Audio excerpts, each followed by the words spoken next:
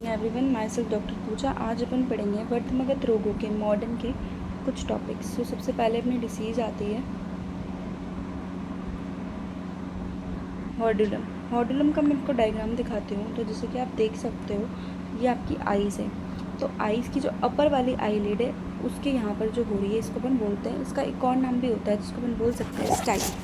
अब इसके अपन अगर एनाटॉमी की बात करें तो देखो, सबसे पहले ऊपर क्या आएगा, स्किन आएगी, एंड देन अपन इसकी ग्लैंड्स देखेंगे, और यहाँ पर ये क्या आपके आई लैशेस है। तो इस प्रकार से ये अपनी डिसीज़ हो रही है। आगे देखते हैं अपन हॉर्डुलम। सबसे पहले ये एक acute localized and suppurative inflammation होती है आईलिड का, और एक कॉमनली जिसको अपन नोननेस करते हैं स्टाइल।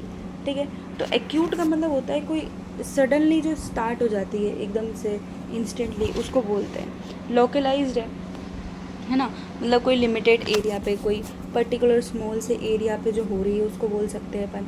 सपोर्टिव इन्फ्लामेशन होता है, जैसे कि इन्फ्लामेशन हो रहा है और वो भी किसके साथ, पस के साथ, पस जम रहा है, जैसे कि अभी अपने डायग्राम में देखा भी था, पस के जैसा स्ट्रक्चर बन रहा था, तो वो है। आईलिड की होती है, कॉमनली अपन इसको क्या बोल सकते हैं, स्टाइल बोल सकते हैं। सो एक हॉर्डुलम एक सडन पेनफुल एक कंडीशन होती है जिसमें पस फील हो जाता है और स्वेलिंग हो जाती है आई की, कुल मिला के। अब इसकी बेसिक डेफिनेशन की बात करें तो ये बहुत ही ज़्यादा पेनफुल होती है ना, मतलब, और एर्थमाइटिस मतलब red in colour, red colour की होती है ये। ठीक है, एंड स्वेलिंग हो जाती है, एनलार्जमेंट हो जाता है आई के अंदर। एंड जो सबकीशियस ग्लैंड होती है, कौन सी होती है, ऑयल प्रोड्यूसिंग ग्लैंड जो होती है, और हेयर फॉलिकल्स जो होते हैं, जो आपके रूट्स ऑफ द आईलैशेस होते हैं, तो इसमें होता है। तो मेनली मतलब ये यहाँ पर ये कहना चाह रहा है कि इन्फेक्शन होना किसमें, ऑयल के ग्लैंड्स में, और एयर लैश के जो फॉलिकल्स होते हैं उसके अंदर क्या होना, इन्फेक्शन होना। अब आप बताओ, अगर आपके जो ऑयल ग्लैंड्स है और जो आपकी एयर फॉलिकल्स है, अगर इनमें इन्फेक्शन हो रहा है तो वो पेनफुल तो होगा ही सही, और एरिथमेटिस मतलब रेड रेड भी होगा और स्वेलिंग होगी। तो यही एक तरीक़ा से क्या है, हॉर्डुलम है। अब इसके दो टाइप होते हैं, एक होता है एक्सटर्नल और एक होता है इंटरनल। सबसे पहले अपन एक्सटर्नल की बात करें तो ये आउटसाइड होगा, है ना, आउटसाइड ऑफ द आईलिड। ठीक है, और इसके अंदर क्या होती है, जिस ग्लैंड होती है, जिसको अपन ऑयल ग्लैंड भी बोल सकते हैं, जो आई लैशेज से अटैच होती है। ये जिस ग्लैंड क्या होती है, ऑयल ग्लैंड, जो कि किससे अटैच है, आई लैशेज से अटैच है। और जो मोल ग्लैंड होती है उसको स्वेट ग्लैंड कहते हैं, जो ये भी नियर द आई लैशेज होती है। तो कुल मिला के इन ग्लैंड्स में क्या होना, एक्सटर्नली इन्फेक्शन हो जाना, तो ये एक्सटर्नल के अंदर आते हैं। जैसे कि अगर आप डायग्राम में भी देखोगे तो ये देखो, ये आपकी ग्लैंड दे रखी है, तो यहाँ पर आपको ये आईलैशेस दिख रहे हैं और ये आपकी जीज ग्लैंड है, तो इसके अंदर इन्फेक्शन हो रहा है ना। या फिर कौन सी ग्लैंड बोली एक अपन ने, जीज ग्लैंड और एक मोल ग्लैंड, इन दोनों में अगर इन्फेक्शन हो रहा है तो आपका क्या हो जाता है, यहाँ पर ये होल हॉर्डुलम हो जाता है। ठीक है, अब आगे अपन देखते हैं उसके बाद यहाँ पर डेफिनेशन के बाद इसके इंटरनल वाले टाइप की अगर अपन बात करें तो इंटरनल जो होती है इनर साइड ऑफ आईलिड्स के अंदर अपन को इसको देखने को मिलता है। एक्सटर्नली में कहाँ हो रहा था, बाहर की साइड हो रहा था। इंटरनली में क्या होगा, इंटरनल वाले में इंटरनल साइड पे होगा। उसमें दो ग्लैंड होती है। अब इसमें आती है मेबोलियन ग्लैंड। ये क्या होती है, ये ऑयल ग्लैंड होती है जो इनसाइड द आईलिड होती है ना, ये आईलिड के अनसाइड होती है। तो ये हो गया। तो बेसिक से अभी तक अपन ने बोला कि ये एक्यूट होती है, लोकलाइज्ड होती है, सपोर्टिव इन्फ्लामेशन होता है जिसको अपन स्टाइल बोलते हैं। डेफिनेशन बोली क्योंकि ये पेनफुल होगा और एरिथमेटिस रेड इन कलर होगा, स्वेलिंग होगी, है ना, और ये किसके इन्फेक्शन से, सबकीशियस ग्लैंड और हेयर फॉलिकल आईलैशेस के इन्फेक्शन में होने की वजह से होता है। इसके दो टाइप्स पड़े, एक्सटर्नल और इंटरनल। अब इटियोलॉजी की बात करें तो मेनली जो ये कॉमन होता है, ये स्टेप्लोकोकस एरियस बैक्टीरिया के थ्रू होता है। ठीक है, तो ये इस बैक्टीरिया के थ्रू होता है। अदर कोजेज भी होते हैं पर वो रेयरली होते हैं, जैसे कि स्ट्रेप्टोकोकस या सूडोमोनास। ठीक है, ये एक टाइप ऑफ बैक्टीरियाज है। पैथोजेनेसिस की बात करें तो जो बैक्टीरिया एंटर करता है gland of the hair follicle, मतलब जो बैक्टीरिया है जो इन्फेक्ट कर रहा है ऑयल ग्लैंड को, किसको, आईलैशेस के फॉलिकल्स को, उस फिर कॉजेज एक्यूट इन्फ्लामेशन। उससे क्या होता है, एक्यूट इन्फ्लामेशन होगा, बहुत ज़्यादा वहाँ पर रेडनेस मिलेगी, पेन मिलेगा, स्वेलिंग होगी, एंड एक पस फॉर्मेशन जो है वो पस है वो कलेक्ट होकर लोकलाइज स्वेलिंग करेगा।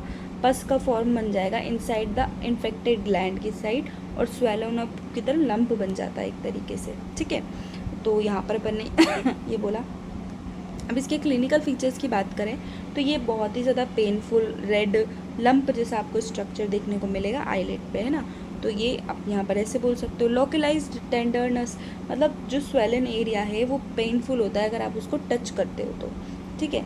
और उसके बाद feeling foreign body in the eye, ऐसा लगता है कि आँख के अंदर कुछ चला गया है, पेशेंट को ऐसा फील होगा, वो बोलेगा कि मेरे को ऐसा लग रहा है कि आँख के अंदर कुछ चला गया है। And tearing and mild Photopea, इसका मतलब होता है ये कुछ सम केसेस में देखने को मिलता है, नहीं तो ज़्यादा नहीं दिखता। इसमें एक्सेस वाटरिंग होती है, मतलब टीयरिंग का आना, आंसू का आना, और फोटोफोबिया होता है, सेंसिटिव होती है ब्राइट लाइट से, ठीक है। तो ये अपन ने क्लिनिकल फीचर्स देखे कि अगर आपके पास पेशेंट आएगा तो वो क्या सिम्टम्स लेके आएगा। पहले बोलेगा उसको पेन हो रहा है, स्वेलिंग होगी आईलिड पे आपको दिख जाएगी, लोकलाइज टेंडरनेस, टच करने पे आपको पेन फील होगा, और कोई जो पेशेंट है उसको फील होगा कि उसकी आई के अंदर कुछ चला गया है, आंसू आएंगे, और सेंसिटिव टू ब्राइट लाइट होगा। अब डायग्नोसिस, वैसे तो अपन हिस्ट्री लेते हैं और क्लिनिकल एग्जामिनेशन करते हैं, उससे अपन को पता चल जाता है कि हाँ ये हो रहा है।